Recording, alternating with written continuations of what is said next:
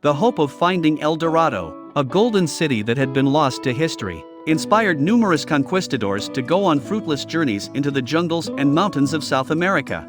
According to the findings of modern archaeological investigation, the Golden One was not a location but rather a specific individual. So, before we continue to tell you about El Dorado's treasure, subscribe to our channel right away for more mysterious videos.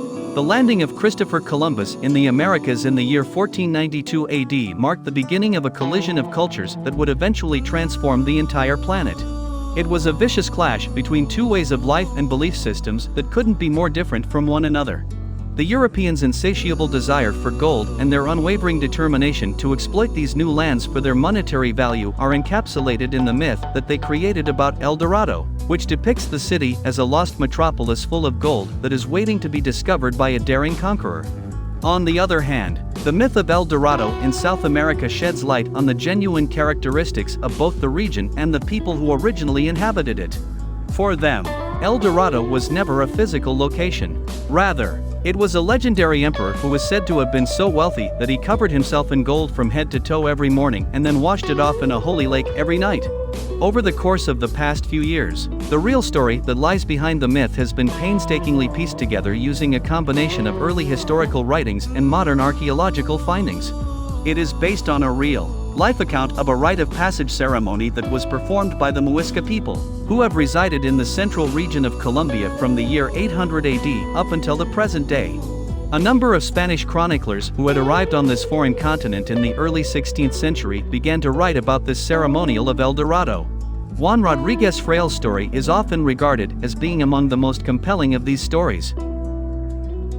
When a leader within Muisca society passed away, the process of succession for the selected Golden One would begin to unfold, as Fraile describes in his book, The Conquest and Discovery of the New Kingdom of Granada, which was first published in 1636.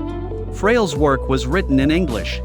A lengthy initiation procedure would culminate in the ultimate act of paddling out on a raft onto a sacred lake, such as Lake Guatavita in central Colombia. This act would be performed by the person chosen to become the new leader of the community, who was typically the nephew of the former chief. The leader, who was otherwise naked save for a covering of gold dust, would set out to make an offering of gold artifacts, emeralds, and other precious objects to the gods by throwing them into the lake. He would be surrounded by the four highest priests, each of whom would be decorated with feathers, gold crowns, and other body adornment. The beaches of the circular lake were teeming with onlookers who were elaborately dressed and playing musical instruments while also lighting fires, which nearly completely obscured the view of the sky above this lake basin that resembled a crucible. The raft itself had 4 fires that were burning on it, and they were sending smoke plumes into the air. When the priest reached the exact middle of the lake, he would raise a flag to get everyone's attention and ensure that everyone were silent. This moment would signal the point at which the masses would devote loyalty to their new leader by yelling their support from the shoreline. This moment would indicate the time at which the crowds would commit allegiance to their new leader. It is fascinating to note that many features of this version of events have been corroborated by laborious archaeological study. This research also indicates the amazing skill and size of gold production in Colombia at the time that Europeans arrived in the country in 1537. Gold, or more precisely an alloy of gold, silver, and copper called tambaga, was highly sought after within Muisca civilization. This was not because of its monetary value, but rather because of its spiritual potency, its link to the deities, and its capacity to provide balance and harmony within Muisca society. As Muisca descendant Enrique Gonzalez explains, gold does not indicate riches to his people. For the Muisca of today, just as it was for our ancestors, gold is nothing more than an offering. Gold does not represent wealth to us. Maria Alicia Uribe Villegas from the Museo del Oro in Bogotá and Marcos Martinan Torres from the UCL Institute of Archaeology recently conducted research that demonstrated that within the Muisca society, these gold objects were made specifically for immediate use as offerings to the gods in order to encourage them to balance the equilibrium of the cosmos and ensure that they maintained a stable relationship with their environment. Archaeologist Roberto Lares Perez, an authority on Muisca gold working and belief systems, asserts that the making of Muisca metalwork and how it was put to use were two separate and independent processes in South America. To the best of my knowledge, no other community has ever committed more than half of their output to the making of votive offerings. The lost wax procedure was used to create the gold artifacts, such as the collection of tunjos, votive offerings, most typically flat, humanoid figures, that are on digital display at the British Museum. This process involves the creation of clay molds that are placed around fragile wax models, followed by the melting of the models and the casting of the things in gold.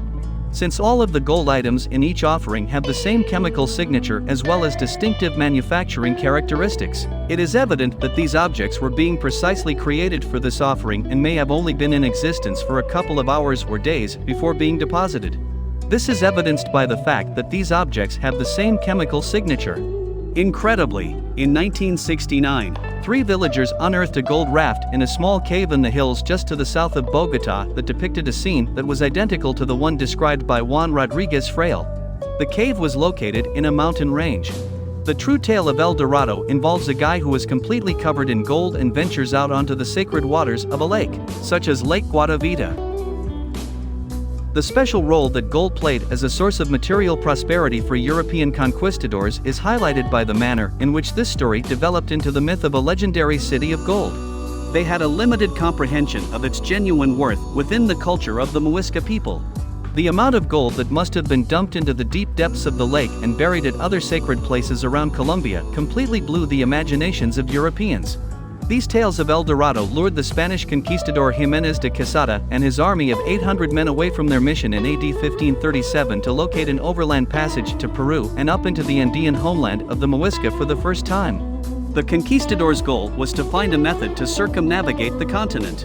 Quesada and his soldiers were led deeper and deeper into hostile and foreign lands, where a significant number of people perished. However, what Quesada and his men discovered shocked them, since the Muisca's goldworking was unlike anything that any of them had ever seen before. The gold artifacts were exquisitely created using methods that were unlike anything that European eyes had ever seen before. The tragic reality is that people are still actively engaged in a fruitless search for gold. Archaeologists who are employed at excellent research institutes such as the Museo del Oro in Bogotá are currently engaged in a battle against an increasing tide of thievery. Therefore, in the same manner as the European conquistadors of the 16th century, their contemporary equivalents continue to devastate South America's history and deprive us of the rich stories that lie beneath it. The quantities of gold that were discovered by these looters are incredible, to say the least. In the 1970s, when looters in northern Colombia uncovered fresh places, it resulted in a meltdown of the world gold market. Because of the looting of gold that was inspired by El Dorado, the vast majority of precious pre-Columbian gold objects have been melted down. As a result, the true significance of these artifacts as clues to the workings of an ancient civilization has been lost for all time. Fortunately, surviving collections of artifacts curated at the Museo del Oro in Bogotá and the British Museum in London can provide an insight into these contrasting viewpoints on material worth and human perception and, more crucially, convey the true narrative behind the tales of El Dorado. Both museums are located in Colombia. Let us know in the comments below what do you think of this video. Give this video a big thumbs up, and if you haven't subscribed to our channel, then what are you waiting for? Hit that red subscribe button right now to watch more of us.